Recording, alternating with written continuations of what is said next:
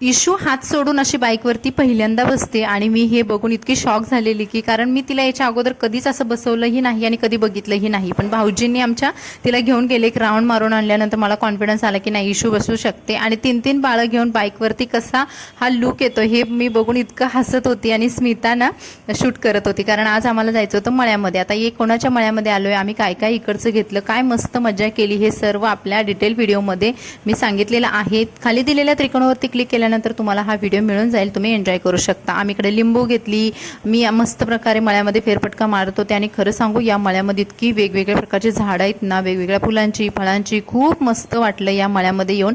तर हा मळा स्मिताचा नाही आहे, तर हा कोणाचा मळा आहे हे मी ब्लॉगमध्ये सांगितलेलं आहे. इकडे मस्त उंच उंच नारळाची झाडं आणि त्याच्या समोर अशी मस्त हिरवीगार डाळिंबाची बाग, खूप छान नेचर होतं. आणि ह्या पोरी आहेत म्हणजे अद्विका इशिका मस्त मातीमध्ये खेळत होत्या आणि त्या इतक्या छान एन्जॉय करत होत्या. त्यांच्या हाताला माती लागणं आता खूप गरजेचं आहे कारण आत्ताची मुलं माती सोडून मोबाईलमध्ये जास्त गुंतलेली असतात. इशिका सुद्धा छान खेळत होती आणि मॅडम खेळून खेळून थकल्यानंतर मग तिला झोपायचं होतं. इशिकाला झोप आली होती, मग आम्ही काय केलं, तिथेच जी ओढणी घेऊन गेलो होतो तर त्या ओढणीवरती तिला मस्त झोपवलं. आणि नॅचरल हवेमध्ये इशिका इतकी छान झोपली, तिला इतकी गाढ झोप लागली. हे बघून मला सुद्धा खूप छान वाटत होतं की लहान मुलंसुद्धा किती खेळून खेळून कंटाळतात. आणि त्याच्या बाजूला अद्विकाचं आणि शिवन्या आणि शनायाचं खेळणं चालूच होतं.